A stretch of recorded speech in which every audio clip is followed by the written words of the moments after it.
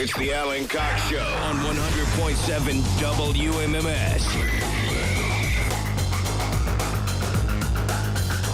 Hey, what's going on, gang? Good afternoon. Hi there. Greetings. Welcome, welcome.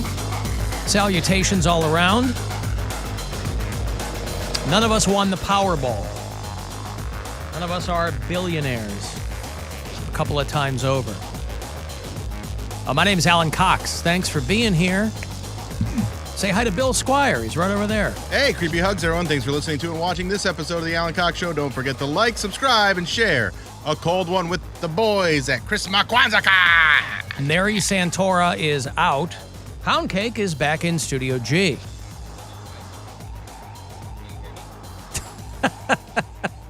You sound like you're in another. You sound like you're way off, Mike. Hello, I am. I mean, you are. Do you have mic 1 potted up? Yeah. Oh, I think they. You son of a bitch. No, they switched them. Oh, they did, really? Yeah, that's not how it used to be. I hit the same button every single time. They Who's they? What did they do?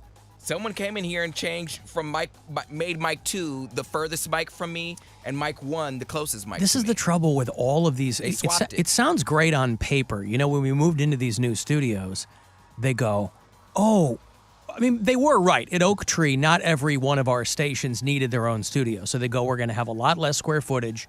So the way the studios are going to be able to set up, you can dial your station up, and then you'll go out over the air. Like if I were to dial another radio station up in here, I could be on WGAR right now. There are fail-safes in place if another station is being used, like nobody else can dial MMS up and be on, right?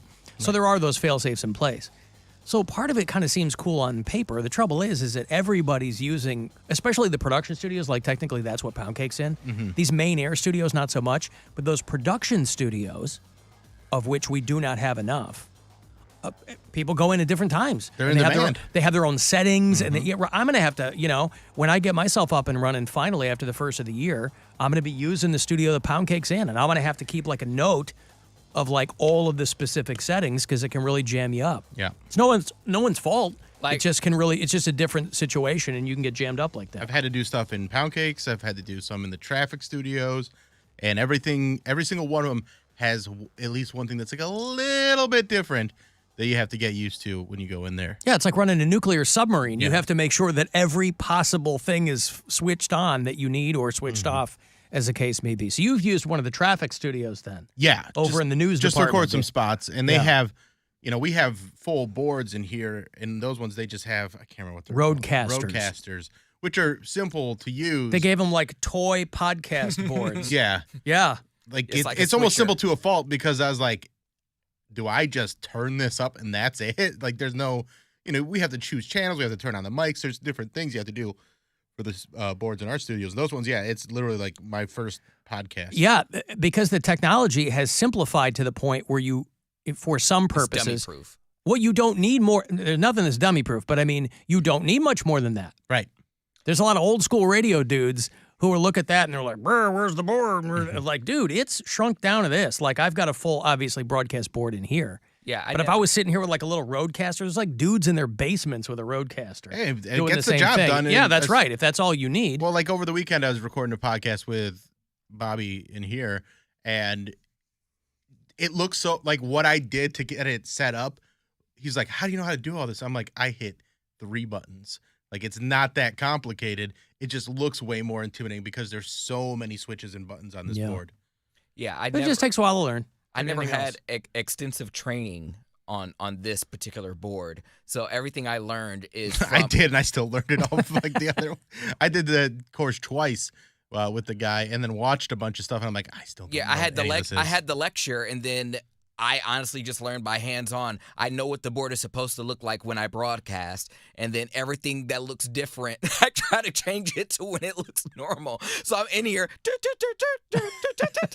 playing Funky Town on the boards, and eventually, if I hit enough That's buttons, the song that goes through his head when he's flipping switches, is Funky Town. If I There's hit gotta be a setting that is right for me.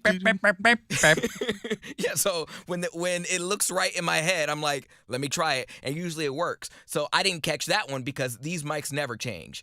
I think someone was just like, they could not handle the fact that the furthest button from you. Yeah, is they the were mic kind of closest to you. backwards. They were, but not really. I mean, it really wasn't that big of a deal. It's just throwing me off now because now I have to put that in like, okay, now the button closest to me is for the mic closest to me. Or I can switch it, but I don't need to. Well, there are 8 billion. I don't know how they arrive at these. I guess they have population models and then they extrapolate them. But yesterday they said that the world population had crossed 8 billion people at the perfect time because everybody's doing great. But I'll tell you what, the miracle of birth is just spreading like wildfire. Well, we had to make up for the people we lost during COVID. Yeah, right. So there are 8 billion people now on the planet, and one of them won the Powerball. Obviously, the conspiracy theories were in full effect last night when there was a glitch that prevented the Powerball numbers from being released. Because a lot of things going wacky last night. Yeah, there were 48 states involved in the Powerball, I think. And what I had heard is that there was some irregularity in South Dakota, of all places. And so they weren't able to do it. And then they said, well, by this morning, we'll have the Powerball. It's up to $1.9 billion, and one person won. It was a $1 million winner in Lakewood. Was there really? Yeah. Well, it's funny because I was watching the breakdown on how many ways there are to win on the Powerball, and there's a big drop-off between, like, the Powerball, and then you can win $1 million, and then it goes to, like, if you're one number short of that, it goes from, like, $1 million to, like, 50 grand, which is still nice. I wouldn't sneeze at winning 50 grand. But, yeah, $1 million winner. But one person won the Powerball in a town called Altadena, California. If you are out that way, if you're one of our Southern California bureau chiefs, you know where that is. My best friend lives 20 minutes away in Glendale. And it's in the middle of nowhere. So you know it's going to be like some 85-year-old dude who comes. Altadena, if you know L.A., you just go north until you pretty much hit the mountains, and that's Altadena. There's nothing out there. NASA's got like a jet propulsion lab, and I think the Bunny Museum is in Altadena. But other than that, there's nothing. It's between Pasadena and the mountains. There's nothing out there. Is California, and the one winner out in Altadena. Is that a state where you can stay anonymous? Or do they have to? I don't know about that. Don't know. But I'm sure there were a lot of people hoping that it would have been maybe multiple winners or maybe, but one person, if they take that full cash. And again, I didn't read we were going over the breakdown yesterday of what you get based on state by state tax and things like that.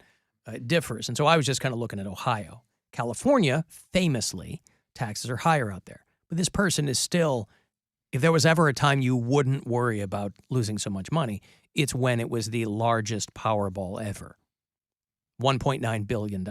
So the person will probably, if they take the lump, I think they get like $600 million, which you can have a pretty good life. Yeah. We were talking about this earlier off the air. I said, I always think of the grandchildren of the people who win the Powerball or any big lottery. It's invariably somebody who's like 85 years old. I mean, there was like a 26-year-old dude who won in Detroit, I think, about a week or so ago, right? So he's got life ahead of him, right? He's got a girlfriend, blah, blah. There was another guy who won a huge piece of the lottery who was 85 years old. And you got to think, I mean, his grandkids are doing cartwheels. Because they're like, look, Pap doesn't have much left to go, but we are set for life. So that's not too shabby. My inside sources at the lottery have said it's not South Dakota. It was Minnesota that was messed up. They didn't mess up. They just couldn't verify sales, and you can't conduct the drawing until all sales are validated. I see. So that's what happened. Well, there you go. But none of us won. Nope. Our lives remain unchanged, which is fine too. You can't miss what you didn't have. I asked the guy for 5 tickets, and he gave me 10. So I doubled my chances and still lost. So I didn't understand. I'm done with that. I didn't understand all the people that were tweeting the same photo of a massive stack of tickets and saying, hey, retweet this and you get money from me if I win. What do you mean? Did you see those? Yeah, of course. That's just people scamming to try and... Well, no, it's a scam, but it was like, why were they all using the same photo? Because they don't expect everybody else to see that. They just go, okay, well, I'm just going to try and get a bunch of followers. But what's the scam? The scam it's a scam to get followers. Well, no, I know that. But, well, I don't even think of it as a scam. It's a pretty overt way to get followers. Yeah. There's like nothing shady about it. It's just going, hey, everybody, because they're not going to. They're not going to win. But they're not scamming you out of money. They're not scamming you out of money. They're just trying to get, it's just a way to get easy follows. Yeah, any one of us could have done it. Right. I got a break here. I will have $1,000 for you shortly. Plenty of chances for you to go fund yourself today. There's no scam there, no follow necessary.